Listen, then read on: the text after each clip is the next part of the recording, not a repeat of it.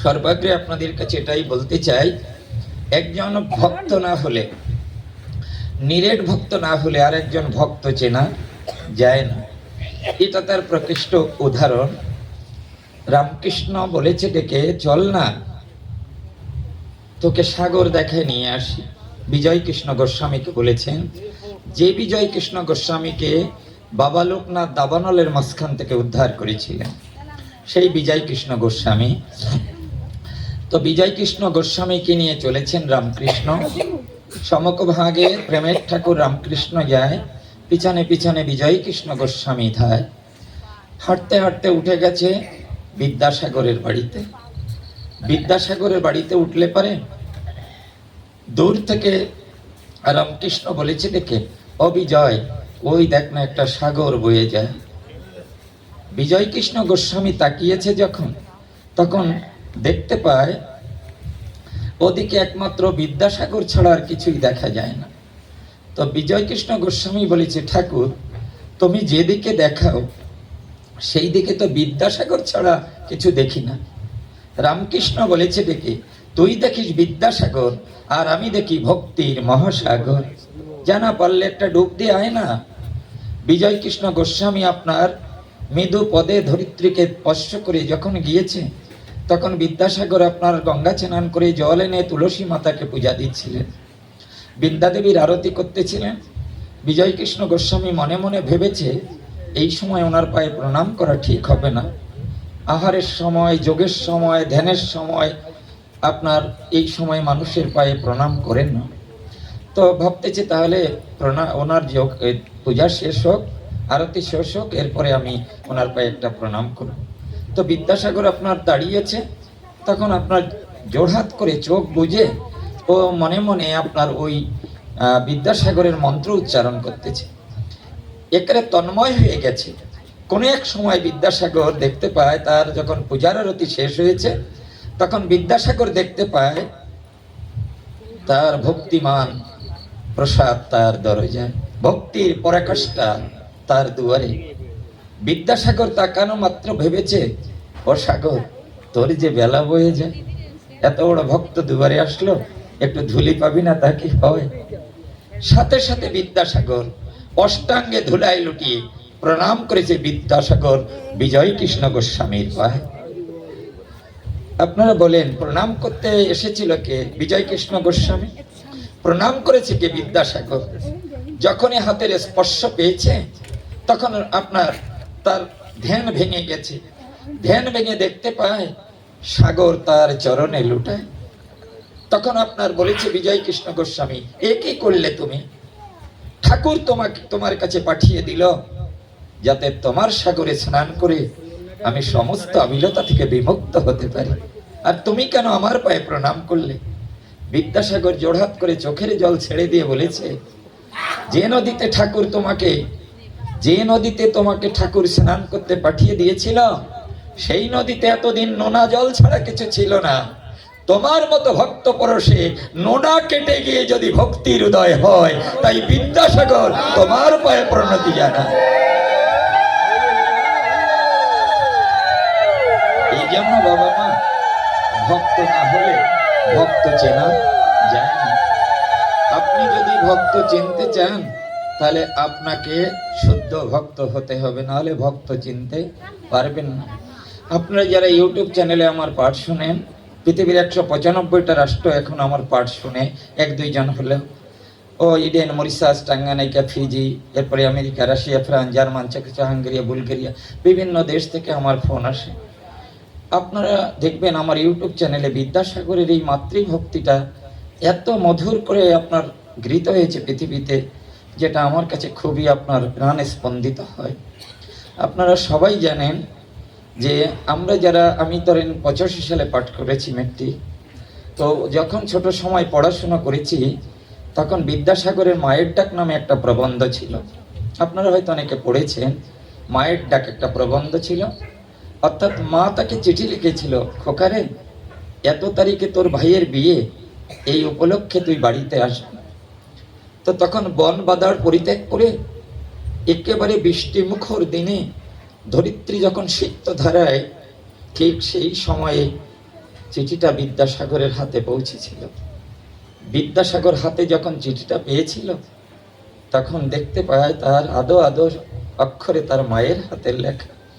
তখন বক্ষের মধ্যে জড়িয়ে ধরে বলেছিল, মা, কতদিন তোমাকে মা বলে ডাকতে পারি না, হৃদয়টা বড় ফাঁকা পড়ে আছে, কবে যাব তোমার কাছে, গিয়ে মা বলে জড়িয়ে ধরে তোমার সেই মহা আদরের প্রসাদ করিব গ্রহণ।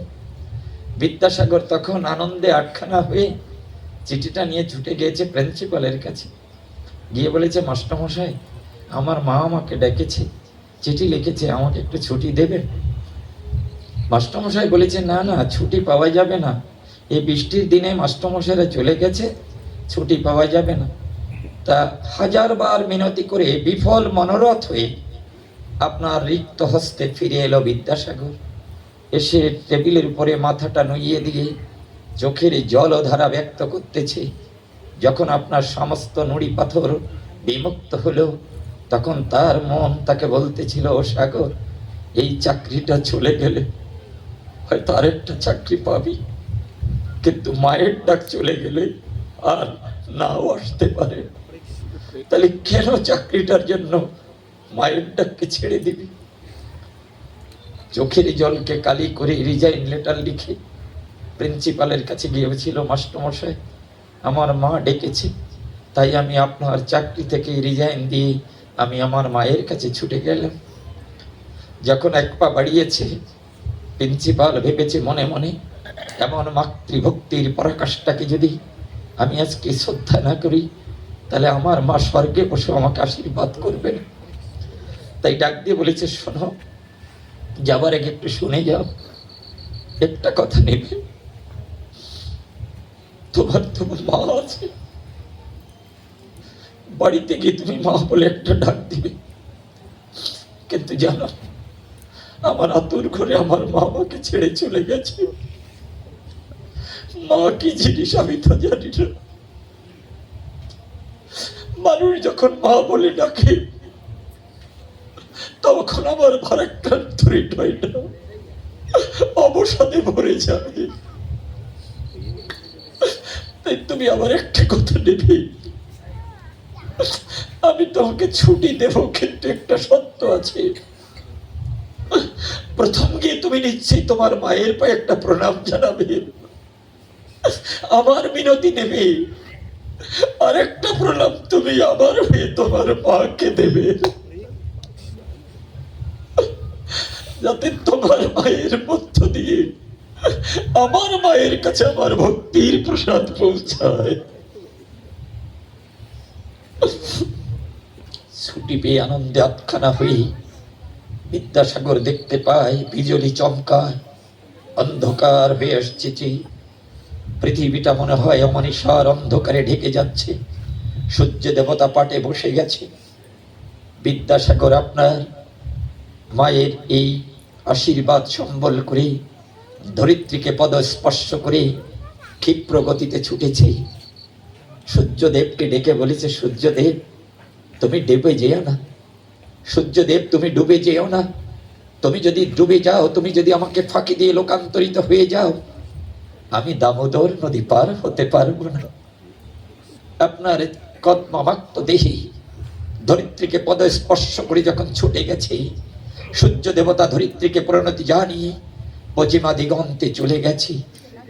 অন্ধকার পৃথিবীটাকে আবৃত করেছি।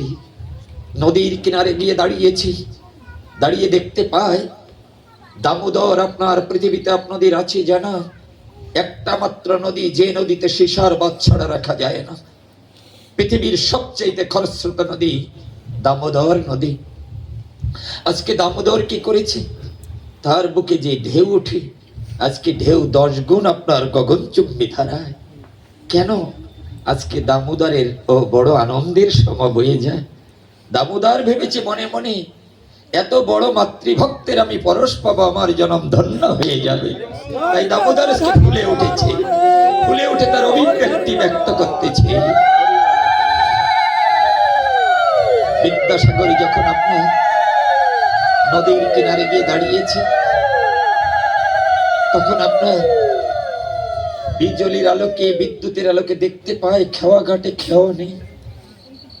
মনে মনে ভেবেছি মাঝি হয়তো পারে অপেক্ষা করে আছে আপনার একেবারে বিগলিত ধারায় সুরের মুচ্ছানায় প্রাণবন্ত সত্তায় উপনীত হয়ে ডাক দিয়ে বলেছে, ও মাঝি, ও মাঝি, ও মাঝি, ওপারে আছো কিনা, ওপারে আছো কিনা, আমাকে একটু পার করে নিয়ে যাও না।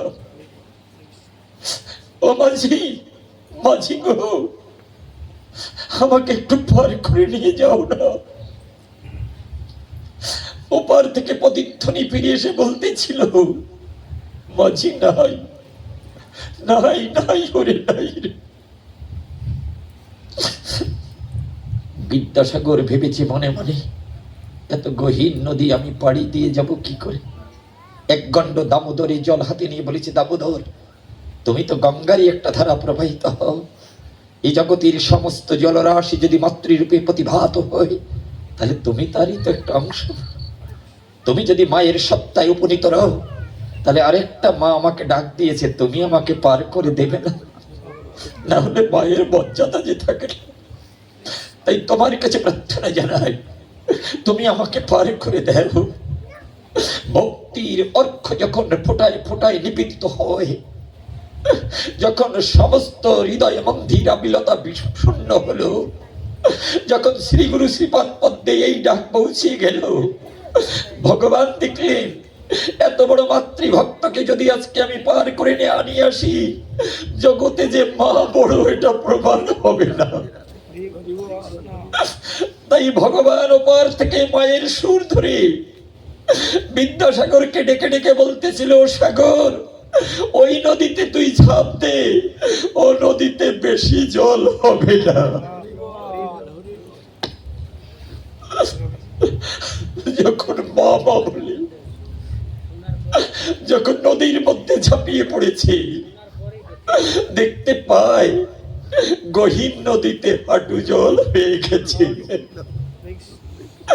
চোখের জল ফেলে দিয়ে বিদ্যাসাগর বলেছিল, যার নামে গভীর নদীতে হাঁটু জল হয়, এত বড় ভগবান আর জগতে নয়।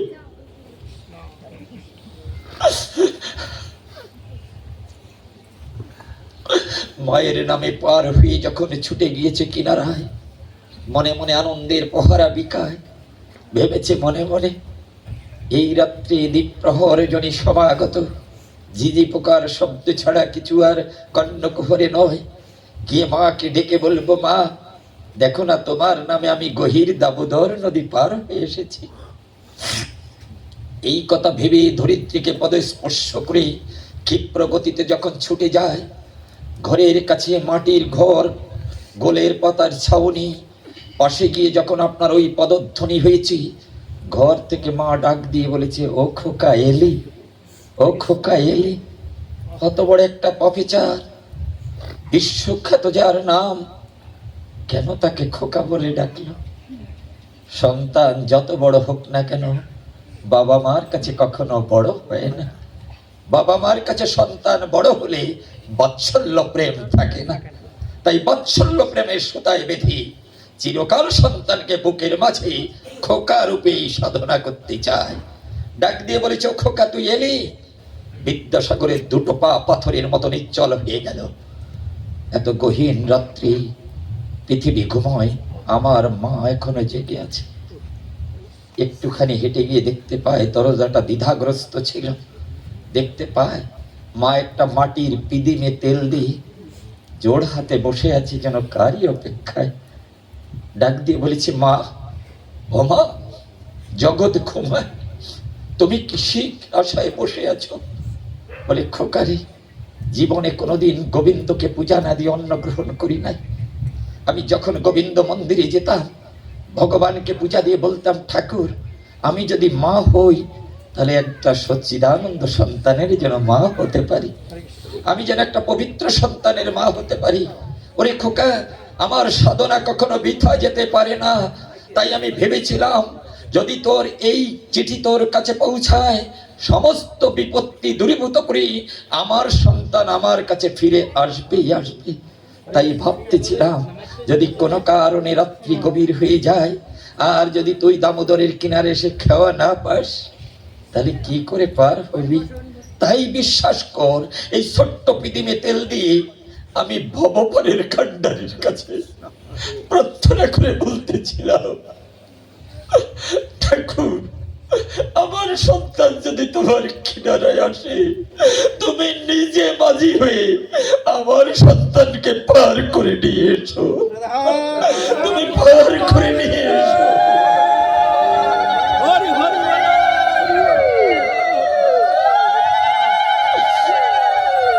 বিদ্যাসাগর বলেছে, মা তুমি ডেকেছ ভবপারের কান্ডারিকে, আর ভবপারের কান্ডারি মার মূরতি ধরে সুরের মুচ্ছানায় ডেকেছে আমাকে। আমি আজকে বুঝেছি মা, তুমি আর ভগবানের ভিতরে কোনো পার্থক্য নেই, তোমাকে বুঝিলেই তাকে পাওয়া যায়। তাহলে কেন বন বাদারে যাব আমি খুঁজতে কৃষ্ণ ভগবান। ছেলে মাকে জড়িয়ে ধরেছি, মা ছেলেকে জড়িয়ে ধরেছি। ৩৩ কোটি দেবতা মনে হয় এই মধুর মিলন মেলা দেখার বাসনায় উজ্জীবিত হয়েছি। আপনার মা সন্তানের ভিতরে যখন মধুর প্রেম নিবেদন ধারায় তখন বিদ্যাসাগরের মনে পড়েছি প্রথম বিলের টাকাটা পকেটে ছিল কিছু কাঁচা টাকা। টাকা কয়টা হাতে এনে মাকে বলেছি, মা হাত পেতে নেও না। বলেছে, কি রে খোকা? বলে, মা পবিত্র বস্তু সদা সর্বক্ষণ পবিত্র চরণেই ঠাঁই পায়। আমি প্রথম বিলের টাকাটা রেখে দিয়েছিলাম, এই নাও না মা তোমার হাতে। হাতে নেবার পরে বলেছি, মা আমার একটা ছোট্ট বাসনা আছে, আমার বাসনার তুমি পূর্ণ করবে। বলে, কি বলো খোকা? বলে, মা এই টাকা কয়টা দিয়ে তুমি একটা সোনার হার গড়ে নেবে। বিদ্যাসাগরের মা পাথরের মতো দাঁড়িয়ে চোখের জল ফেলতেছে, মনে হয় যেন গঙ্গা অবারিত ধারায় প্রবাহিত হয়। আপনার বিদ্যাসাগর অত বড় জ্ঞানের পরিধি ভরতেছি, আমি মাকে কি বড় কষ্ট দিলাম। ডেকে বলেছি, মা আমি কি তোমাকে অনেক বড় কষ্ট দিয়েছি? খোকারে একটা সন্তান আনতে পৃথিবীতে মায়ের যে কষ্ট হয় সেই প্রসব বেদনা থেকে বড় ব্যথা তুই আজকে আমাকে দিলি। বলে, কেমন করে মা? বলে, সাগর কতগুলো সার্টিফিকেট লাভ করে জ্ঞানের প্রতিমুক্তি হয়েছিস, দেখতো তো আর ওই জ্ঞান সাগরের ভিতরে দুই একটা বুদ্বুতের মতো শব্দ উচ্চারিত হয় কিনা, ভেসে উঠে কিনা। ও সাগর তুই আমাকে কথা দিই, তোর মতো অলংকার যার পেটে জন্মে তার কি সোনার অলংকার শোভা পায়। তুই যদি আমাকে সোনা দিয়ে অলংকার করে দিস তাহলে আমার পেটের সোনা যে ছোট হয়ে যাবে। ও খোকা তুই আমার কথা নিবি, এই টাকা কয়টা তুই হাতে নিয়ে নে, এই টাকা দিয়ে তুই আর একটা স্কুল কর যাতে তোর মতো হাজার হাজার বিদ্যাসাগর বেরিয়ে আসে। এখনো বিদ্যাসাগরের মায়ের নামে সেই স্কুল এখনো শোভা পায়। ঠিক তেমনিও গুরুচাঁদ ঠাকুর মিট সাহেবকে বলেছিলেন, আমার জাতির জন্য কিছু চাই না, শুধু তুমি আমাকে একটা বিদ্যানিকেতন করে দাও, যাতে হাজার হাজার সন্তান বিদ্যার প্রতিনিধি হয়ে আসতে পারে। এই কারণে আপনাদের কাছে একটা কথা জানাই, বাবা মা, আমার সাধনার পরিধি খুব কম, পড়াশোনার দৌরাত্ম তো আরো কম। আমার যৎকিঞ্চিত আমি পড়াশোনা করেছি, সাধনা করেছি, আমার সম্পূর্ণ ব্যক্তিগত আইডিওলজি। আমার ধারণা বাবা মা থেকে বড় ভগবান পৃথিবীতে আসে না। এরা যারা এই নিয়ে বিনিয়ে যারা বলে না, তারা আনবাক্য প্রয়োগ করে। এর প্রমাণ আমি আপনাদের কাছে দিয়ে যাব শ্রীমদ্ ভগবত গীতার ভিতরে। আজকে থেকে 5251 বছর আগে কৃষ্ণ এসেছিলেন পৃথিবীতে। এই পৃথিবীতে তিনি ছিলেন 125 বছর। 1 থেকে 10 বছর 8 মাস ছিলেন বৃন্দাবনে। এরপরে অক্কুরকে নিমন্ত্রণ করলে মল্ল যুদ্ধে অংশগ্রহণ করার তরে বলরামকে সাথে করি ব্রজগোপী ব্রজবাসী বাবা মাকে ফাঁকি দিয়ে রাতের অন্ধকারে চলে আসলেন মথুরায় ছিলেন 23 বছর বয়স পর্যন্ত। এরপরে আপনার দ্বারকায় গিয়ে জলের নিচে দ্বারকা নগরী গঠন করে একটা মাত্র পথ রেখেই অসত্যকে বিনাশ করে ধর্মরাজ্য প্রতিষ্ঠা করার তরে অর্জুনের রথের সারথি হলেন কৃষ্ণ ভগবান। আপনার 101 বছর রাজত্ব করেছে পৃথিবীর এখনো শ্রেষ্ঠ রাজা স্বয়ং কৃষ্ণ। আমি আপনাদের কাছে শুধাতে চাই, এ শ্রীমদ ভগবত গীতা আজকে পৃথিবীর সবচেয়ে সমাদৃত গ্রন্থ। পৃথিবীর 206টা রাষ্ট্র আছে, 195টা রাষ্ট্র আপনার জাতিসংঘ স্বীকৃতি প্রাপ্ত। এমন কোন দেশ নেই পৃথিবীতে আপনি যেখানে যাবেন একটি শ্রীমদ ভগবত গীতা আপনি পাবেন না। হয় সেই দেশের ভাষায়, না হয় ইন্টারন্যাশনাল ইংরেজি ভাষায়, না হয় আপনার সাংস্কৃতিক ভাষায় আপনি একটা শ্রীমদ ভগবত গীতা পাবেন। গীতা আজকে মানব জীবনের সংবিধান হয়ে গিয়েছে। আজকে সারা পৃথিবী গীতাকে আপনার শ্রদ্ধা করতেছে। এই গীতাখানায় যখন পৃথিবীতে এসেছিল তখন কুরুক্ষেত্রের ময়দানে বসে ভগবান শ্রীকৃষ্ণ তার প্রাণসখা অর্জুনকে যে জ্ঞান প্রদান করেছিলেন, নির্মল পরিমার্জিত জ্ঞান প্রদান করেছিলেন, তাহাই শ্রীমদ ভগবত গীতা নামে খ্যাত হয়। এই 18 দিন ধরে তার তত্ত্ব কথা ব্যক্ত করেছিলেন বিধায় গীতার ভিতরে 18টা অধ্যায় আপনার লিপিবদ্ধ হয়েছে। এই গীতাটা যখন পৃথিবীতে এসেছিল মানব কল্যাণে, তখন এটা গৈ ধাতু থেকে নিষ্পন্ন হয়। গৈ ধাতু থেকে, গৈ ধাতু শব্দের আবিধানিক অর্থ হলো গান। সেই গান কে গেয়েছিল? সচ্চিদানন্দ বিগ্রহ আদি প্রাণ গোবিন্দ তার প্রাণসখা অর্জুনের কাছে। তাই গীতার গান হয়ে যায়। এটা গীতা নামে ছিল না। এই গ্রন্থটি যখন পৃথিবীতে আবির্ভূত হয় তখন এটা গীতা নামে ছিল না। এই গ্রন্থটি ছিল গীত নামে। গ দীর্ঘইকার ত, গীত। গতে হয় গভীর, দীর্ঘইকারে হয় ঈশ্বর, ততে হয় তত্ত্ব, গভীর ঈশ্বর তত্ত্ব। এটা গীত নামে ছিল। কেন তাহলে তার পাশে আকার লাগানো হলো কেন? আকার লাগানো হলো কেন? এটা গীত থেকে কেন গীতা করা হয়েছে? আমি যখন আপনার ইডেনে পাঠ করতে গিয়েছিলাম তখন আমি ইংরেজিতে এটা অনুবাদ করেছিলাম, ভাষ্য বলেছিলাম তাদের কাছে যে কেন এটা গীত থেকে গীতা হলো কেন। অর্থাৎ এটা যত সময় গীত ছিল তত সময় ছিল পুলিঙ্গ, কিন্তু যখন এর পাশে আকার লাগানো হলো তখন গীতা হয়ে গেছে স্ত্রীলিঙ্গ। গীতা আমাদের কাছে মা হয়ে গিয়েছে, মাতা রূপে প্রতিভাত হয়েছে। কেন? আপনাদের কাছে ডেকে শুধাই, এটা মাতা রূপে প্রতিভাত হলো কেন?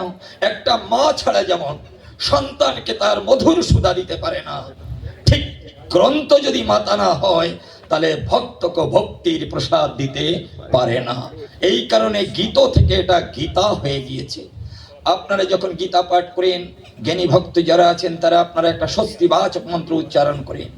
আপনারা তখন আপনার গীতা পাঠ করার আগে শুদ্ধ চিত্তেই আপনারা ভগবানের ধ্যানে মগ্ন হয়ে যোগাসনে বসে আপনারা গীতা পাঠ করে একটা স্বস্তিবাচক মন্ত্র বলেন। ওম শ্রীমদ ভগবত গীতা মালা মন্ত্রস্য শ্রী ভগবান বেদব্যাস ঋষি অনুষ্টুপ ছন্দং শ্রীকৃষ্ণ পরমাত্মা দেবতা। এটা স্বস্তিবাচক মন্ত্র। আর একটা মন্ত্র আপনারা পড়েন মঙ্গলাচরণ, দেখবেন সর্বপুনি সদগাব দুগ্ধা গোপাল নন্দন পার্থবৎস সুধীর ভক্তা দুগ্ধং গীতামৃতম মহত। আপনাদের কাছে শুধাই, যখন আপনি মঙ্গলাচরণ করেন তখন আপনাকে বলতে হয় যে সর্বপুনি সদগাব।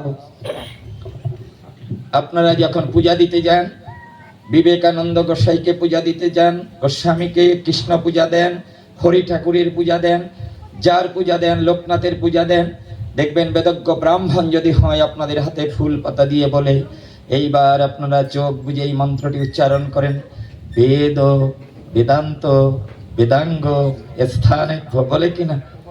বেদ, বেদ থেকে বেদান্ত, বেদের অন্তে, বেদের পরে, বেদের গর্ভে যত সন্তান জাত হয়েছে তাহাকে বলা হয় বেদান্ত। বেদের অন্তে এসেছে বিদায় নাম হয় বেদান্ত। সর্ব বেদান্তকে আবার বলা হয় উপনিষদ। সর্বোপনিষদ কেন? আপনার গীত উপনিষদ, ভাগবত উপনিষদ, রামায়ণ উপনিষদ, মহাভারত উপনিষদ হলো কেন? উপ মানে নিকটে, আর নিষদ মানে নিয়ে আসা। উপ মানে নিকটে, নিষদ মানে নিয়ে আসা। অর্থাৎ যে শাস্ত্র ভক্তকে ভগবানের কাছে নিয়ে যায় তাহাকে উপনিষদ বলে শোধায়। এই কারণে গীত উপনিষদ হয়ে গেছে, ভাগবত উপনিষদ হয়ে গেছে। আমরা গীতার মধ্য দিয়ে, আমরা আপনার এই ভাগবতের মধ্য দিয়ে মহাভারত, রামায়ণ, হরিলীলামৃত যা বলেন এর মধ্য দিয়ে আমরা ভগবানের কাছে পৌঁছাতে পারি বিধায় এই গ্রন্থকে উপনিষদ বলে আখ্যায়িত করা হয়। সুধী সজ্জন, কেন বলা হলো সর্বপনিষদ গাব দুগ্ধা গোপাল নন্দন? ভালো করে শুনে, একটু গীতারস একটু কড়া বিদায় একটুখানি আপনাদের মনোযোগ সহকারে শুনতে হবে। সেটি হলো সর্বপ্রভুনিষ্ঠত গাব দগ্ধা গোপাল নন্দন। আপনারা বলেন, করোনার সময় আমি আটকে গিয়েছিলাম কল্যাণীতে আটকে গিয়েছিলাম। তো ওখানে আপনাদের দেশে আছে কিনা জানি না, কল্যাণীতে বসে দেখেছি, এখানে আরেকটু ওই মাকে একটু সরাই দাও তো, যাতে আরেকটা থালা দাও প্রণাম করার জন্য, এখানে একটা থালা দাও, আর প্রণামীর থালাটা ওই পাশে দাও, যাতে আমার সামনে মানুষ না আসে, ঘুরলে চোখটা ওইভাবে ঘুরে আর কি। তো আপনাদের কাছে বলি, ও কল্যাণীতে আটকে গিয়েছিলাম। তা এখন ও মা মাসিরা আমাকে বলতো, পাঠক দাদা একটু লবঙ্গ দিয়ে চা খান, তাহলে করোনা হবে না, এরকম বলতো না? তো জীবনে তো চা খাইনি, তাই একা একা সব দেশের মানুষ, আপনারা এই দেশে, আমার পরিবার সব এদেশে, হ্যাঁ, তো মনে মনে ভাবতাম যে যদি মরে যাই তাই তাহলে দেখা হবে না, দেখা কারোর সাথে হবে না, তো যদি লবঙ্গ দিয়ে চা খেলে বেঁচে থাকা যায়, একটু খাই না কেন? এলা চা খাওয়া শিখলাম। তো ওই সময় দেখেছি কল্যাণীতে, ভালো করে শুনেন, অত্যন্ত গৌড় কথা। ওই সময় দেখতাম ওখানে আপনার যে গাভী আছে, ও গাভী কখনো আপনার মহাজন বা মালিক দহন করে না। কারণ ওই গোয়ালার একটা ধারণা যে মালিক যদি গাভী দহন করে তাহলে ওর ভিতরে জল মিশিয়ে দিতে পারে, একটা ধারণা আছে। ও করে কি, ওই গোয়ালা এসে আপনার গাভী দহন করে, প্রত্যেকটা জায়গায় দেখেছি গোয়ালা এসে গাভী দহন করে। আচ্ছা আপনারা বলেন তো, ও গোয়ালার বাবার ক্ষমতা আছে নাকি ওই গাভী থেকে দুধ আনা? গোয়ালায় যদি একটা পাত্র বা হাতন কি বলে নিয়ে যদি গিয়ে বলে, ও মা 10 কেজি দুধ দে, মা 10 কেজি দুধ দে, গাভী দিবে নাকি? দিবে? ক্ষমতা নেই। কৃষ্ণের যদি ভক্তি দেওয়ার ক্ষমতা থাকতো তাহলে অর্জুনকে ভক্ত বা বাছুর বানাতো না। কৃষ্ণের ভক্তি দেওয়ার ক্ষমতা নেই। কেন নেই? নাম যখন গোলকে ছিল তখন 3 রতি ছিল নামের মাঝে, ভক্তরীতি ছিল আদ্রতি, এ নিয়ে হয় 3.5 রতি। নাম যখন গোলক ছেড়ে ভুলকে এলো তখন গোলক প্রেম শূন্য হলো, এই ভুলক নামে আপনার 3.5 রতি প্রেমের বাজার বয়ে গেল। এই কারণে ভগবানকে এই মহাপ্রেম পাবাত্তরে গোলকে ছেড়ে ভুলকে আসতে হয়। নাহম তিষ্ঠামি বৈকুণ্ঠ যোগিনাং হৃদয় নচ মদ ভক্ত যত্র গায়ন্ত্রী তত্র তিষ্ঠামি হে নারদ। এই কারণে আপনার ওই কৃষ্ণকেও আপনার অর্জুনকে বৎস বানাতে হয়েছে, ভক্ত বানাতে হয়েছে। তুমি না চাইলে পারে মা প্রসাদ দিবে না অনুক্ষণ। যখন গাভীটা বাছুরটা ছেড়ে দেয়, বাছুরটা গিয়ে মায়ের যখন স্পর্শত করে তার অধর ধারায়, তখন দেখবেন মা বুঝতে পারে আমার সবচেয়ে প্রিয়জন এসেছে আমার গোচরে। মা তখন অবারিত ভাবে দুধ দান করে, আর সেই দুগ্ধ আপনাদের মতো মহতি জন মহাপ্রসাদ রূপে করে গ্রহণ।